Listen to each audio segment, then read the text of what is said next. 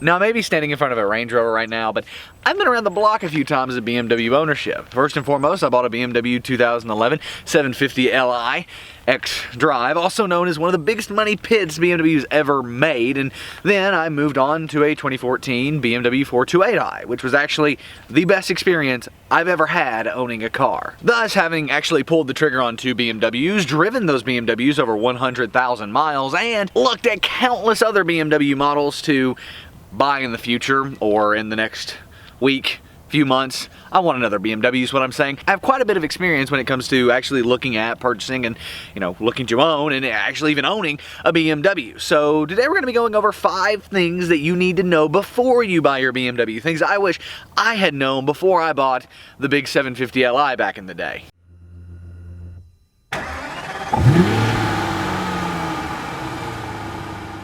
Now, you see, a lot of people think BMWs are cool and buy one without actually knowing what BMW ownership is actually like. So that's what I wanted to accomplish with this video. Tell you what it's actually like, so that way you know before you get into it. And with that, let's go ahead and start with maintenance. BMWs are not cheap to maintain. Now, sure, you can maintain them yourself to keep prices lower, but overall, they are about double the price of your normal Toyota or Nissan to keep running. Because of this, you need to be prepared when an oil leak inevitably happens for it to cost $400, not $200. Sure, on your old Toyota, it was just a simple $200 fix, but on your BMW, it's going to be $400, I guarantee it. And speaking of oil leaks, you need to be prepared for them. See, BMW makes high compression engines. Every single one of them, super high compression, super great performing. They put a ton of work into it, but because of that, they wear a lot quicker than your Toyota's 4-cylinder, and with that, they're going to have maintenance more frequently than your 4-cylinder Toyota engine. That sure might go for 300,000 miles, but we'll go at a snail's pace. So when buying a used BMW, you need to know the maintenance history. You need to know that the oil was changed every 5,000 miles. And you need to make sure on higher mileage cars that things like the water pump, fuel pump, control arm bushings, and other just general wear and tear items like belts and things have been changed and taken care of. Because this maintenance might not need to be done right away. Control arms, for example. But if that's being deferred, you have to wonder what else is being deferred when it comes to maintenance. And overall, you just need to know the specific problems that come with whatever BMW model you're interested in. For example, the 750 Li, basically everything. Specifically, though, the valve stems are the thing everybody talks about. There are other maintenance issues, though, like the fuel pump and like the water pump that you need to look for on 750 Li models. Same goes for 3 Series. It has its own problems. Same goes for even X3s and X5s. They have separate problems that the cars don't have. And that's where Google and BMW forums and things like that can really come in handy as you learn the common problems these cars have. That way you can make sure any preventative maintenance has been done, and you can make sure that if there is maintenance that's going to need to be done, you're prepared for it. That is something, if you are prepared for maintenance, if you know what's going on, what to look out for, when it happens, you'll be ready to take care of it. After maintenance, we need to look at depreciation. Now, the reason you may be even looking at a used BMW, and the reason most people look at used BMWs, is because of depreciation. They depreciate like crazy. And while they can be bought cheap, there is a downside to that, and that's that maintenance cost. The more a BMW has depreciated, typically, the more you're going to have to pump into maintenance. So those costs will be made up somewhere, and as long as you're prepared for that, as I said though, you'll be good. However, it is worth noting that every BMW at this very second is losing money, except for a very few specific models, such as M models, some of the older supercars, things like that. But overall, most BMWs at this very second are losing money even still. When I bought my BMW 750 Li, I naively thought that it would hold value pretty well and depreciate at a predictable rate. It did not. We may be thinking, however, well, duh, every car ever loses money. Well, in the first year of owning my 7 Series, it lost 35% of its value. In the first year of owning my 4 Series, it also lost 35% of its value. The outcome of all of this was me being super upside down on these loans, and that's where this really comes in handy. If you are buying a BMW and going to be getting a loan on it, it's very, very important to understand the depreciation and make sure you prepare for that. Because if you don't, you'll be upside down on a loan, and you'll have a loan worth $27,000 with a car worth $17,000. Nobody likes to wake up to that in the morning. So make sure you're putting at least 20 to 30% down when you buy a used BMW. It seems like a lot of money down. You're like, that's a house. Like, what did you put that much money down on a house? 20%? Yeah, well, you do, but at the end of the day, with this, it's going to allow you to, over time, allow that depreciation to happen and not hurt you too much.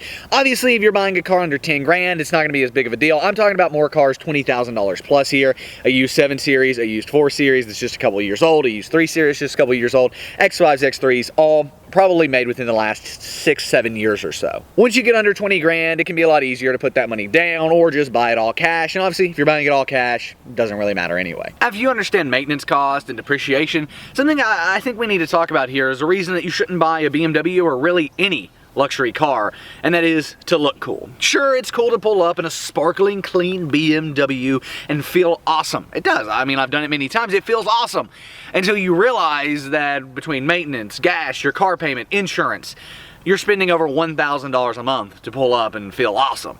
And suddenly it's not really worth it to do that. So it's something you have to think about, and it's something that I would not recommend doing. I've seen so many people, literally a guy who lives 2 houses down from me, bought a 650i, beautiful car, made him feel awesome, and within 2 months he had to sell it because he couldn't keep up with the maintenance cost. So that is something you have to keep in mind. It's a lot more of a hit to your ego to be pulling up in that BMW and then suddenly that BMW being gone, I would know this as well, than it is to just not get it until you're ready and you can actually afford those $1,000 a month total car payments and insurance and everything that goes along with owning a car. So if you decide you're not buying the BMW to be cool, you actually want it, you want the ultimate driving machine because they really still are that, you'll notice that when you do pull the trigger, there are some auxiliary costs that people will try to push onto you, and specifically I'm talking about aftermarket warranties. This includes warranties provided by third-party dealerships. Now, I'm not talking about BMW certified pre-owned here. That could be its own separate video where we go more into the intricacies of that. There are some things with that as well, but this isn't what I'm talking about here. I'm talking about aftermarket or third-party warranties offered either by a dealership when you're buying the car, or even after the fact. Your mailbox will be flooded whenever you register your BMW with aftermarket warranty opportunities. These aftermarket warranties, though, really aren't opportunities because they don't cover anything, and that's why I wouldn't recommend buying many of them, if any of them. And I'll talk about how you should find one if you are interested in an aftermarket warranty here in a second. But the reason I say that they're not worth it is because I had one. I had one for 3 months with my BMW 428i, and well, in that 3 months I had 4 different oil leaks and a seat electrical issue on top of, oh yeah, the thermostat went bad too. This is what you can get into when you get into BMW ownership, by the way. So with that, I was like, cool, I've got a warranty. It'll cover at least some of this. But it didn't. It didn't cover any of it. Not only did I call, I also had the service advisor at European Auto Garage call. It didn't cover any of it. None of it was covered. Now, after trying to get these things taken care of, I did talk to the service advisor at European Auto Garage and I said, are any of these worth it? And he had a few recommendations, but the one that I had that was $200 a month that I had actually found through a BMW forum actually just covered transmission issues and catastrophic engine failure, basically. There was some few things, drivetrain, things of that nature, but it was supposed to be an all-inclusive comprehensive warranty, but it had all of these sub-clauses and things that made suddenly electrical issues weren't covered. Stuff like a thermostat, that was considered a wear and tear item, don't you know? Don't you know that oil leaks are also considered wear and tear? Things like that that were just completely out there, but because of their contract and because of how it was worded, it wasn't covered. So after talking to our service advisor at European Auto Garage, he did have a few more recommendations. I decided not to go ahead and go on with those though, because honestly, I figured most of the maintenance with the car at that point had been sorted, and it had.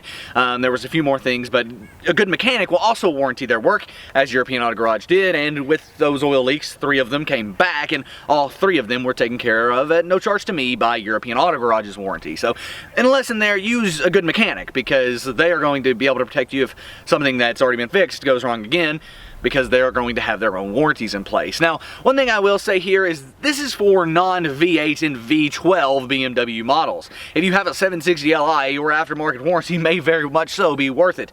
With that said, you're going to be paying quite a bit for it, and you've got to weigh the cost. But overall, a warranty company wants to make money, and they don't want you to exceed your policy value with repairs.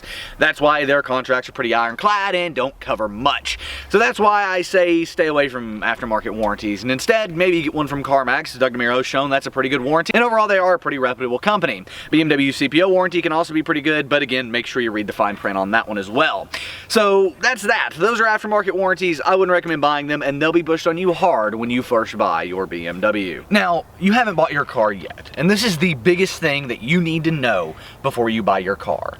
and that is it's okay to wait. I fell in love with BMW, and I love their cars. They truly are the ultimate driving machines. My 4 Series drove like no other sports car I've ever driven, and my 7 Series was luxury through and through.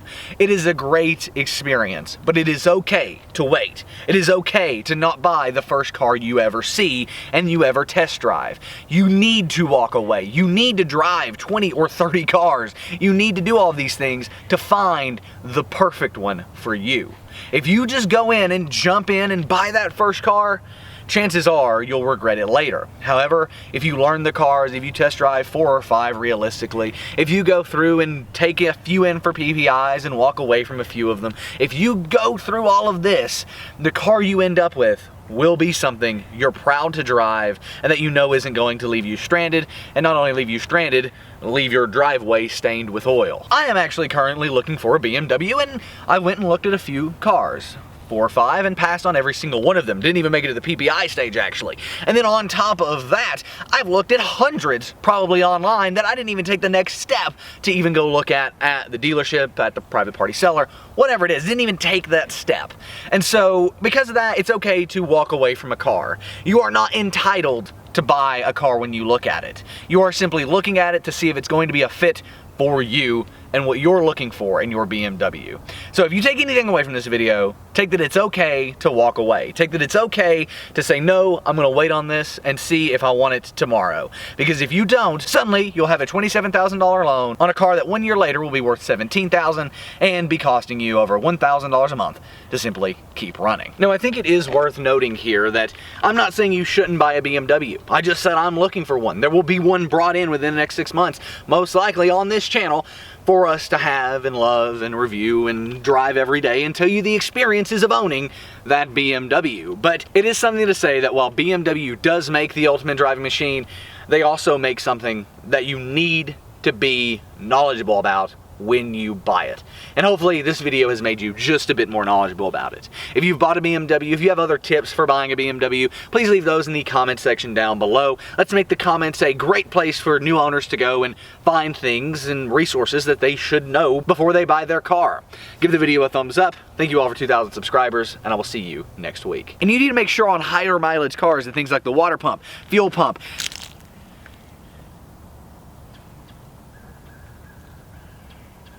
line.